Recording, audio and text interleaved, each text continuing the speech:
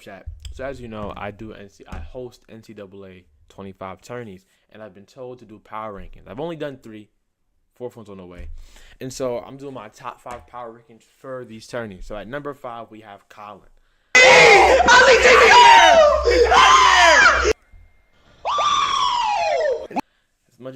As much as that he's a hoe, Colin at number 5 is very fitting. If we look back at previous tourneys, he smoked Zayshawn, bust Freddie's ass in the second round. Through the air. He stunked him! Game over! He stunked him! Game over! He stunked him! Game over! But ended up losing to Mike, who made it to the championship and lost to Kimani. Colin isn't bad, but he isn't too good. I wouldn't put him above anybody else here. Maybe you can make an argument for 4. 4, I'm putting Eli. Nigga jerking on him. Eli. That's my dog. Eli is very questionable sometimes. He is the king of trick plays. Oh my God!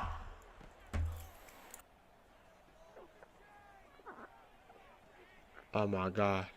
The trick play demon. On his head! Oh! But it only gets him so far. If we look at the last night tourney, he beat Jury in a high intensity game, but then lost to Mario, who ended up being the champion of that said tourney, which says something. If we go back to the previous tourney, which was the Wacky Wednesday before then, he won first round against Freddie. He beat Freddie for Ole Miss, but then he played KJ, who again made it to the semifinals, but Eli had UGA, KJ had Arkansas. It was a pretty good game though. It's just weird with Eli. I can feel like you can make an argument between him and Colin. It is what it is. Let's go to number 3. He's only been in 1 tournament so far. Out of all 3, I have KJ at number 3. Just because of what he was able to do with what he had. It was like Iron Man in a cave with scraps making that suit. KJ had Arkansas of all teams. Arkansas. He beat KB in round 1 when KB had Alabama. He then beat Mario, who was the champion of the most previous tournament. Beat Mario when Mario joined the tournament late, and I forgot what team Mario had. It wasn't a bad one. Mario ended up losing.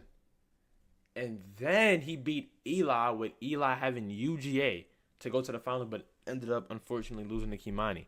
I think that was a beautiful run. Having the lowest overall team in the whole tournament and then going that far with it, beating all these top teams. I think he played against 2 UGAs. Now that I think about it. He was on a different type of time. Shout out to my boy. Shout out to my boy. Now, for number 2 and 1. Number 2, I have Mario. Mario, again, being in only 2 tournaments, his first show up in a tournament was very distasteful and disappointing at that because of the way he lost to KJ. But last night, he was our champion in the Friday Night Lights tourney. He beat Devin by a good amount.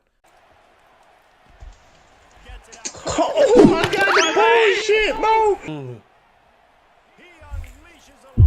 Take his top off! Game, bro! With Ohio State.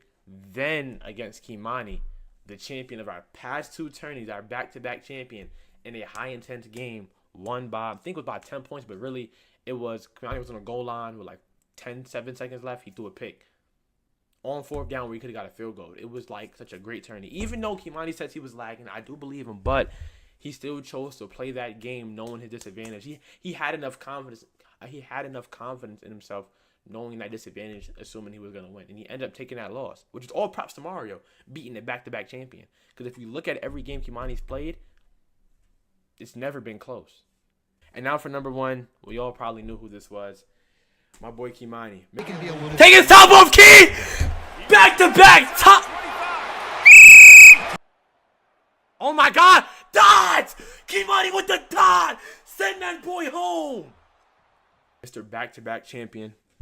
Mr. Second half. The thing with Kimani, going into the tournament, every tournament he's the favorite. After his showing in the first tournament, every tournament he's been in, he's been the favorite. Whoever he played, it's always been a blowout. Aside from that game with Mario. Editor So here. I just noticed the only other game that was close with Kimani is when he played Gio. And that was his closest game with him ending on a late game touchdown. I totally forgot about Gio. Every game he's played, when the quarter goes from the second to the third, the first to the second half, the game doesn't get close anymore. It's 21-point skunks, 30-point skunks, It's just bad out there. If you're matched up against Kimani, most times you're gonna lose. But Mario proved it wrong. But I still have to put Kimani at 1 just because of his resume and how bad he beat people. Because if we look back at one of the previous tournaments, when he played against KJ in the Wacky Wednesday tourney, Mario lost against KJ with Arkansas. Then Kimani played KJ. It was a close game throughout the whole first half. Second half came, it was a blowout and KJ quit. I'm just saying. He beat the dude that beat Mario and beat that dude by a lot. And he has 2 chips on his shoulder. He has 2 rings. That's why I'm saying I could have Kimani at number 1 for the power rankings. So, hope you enjoy. If we have any contentions, let me know in the comments. And I most definitely think these could change with this upcoming tourney. Because people are looking for revenge and people have been in the lab. Hope y'all enjoyed.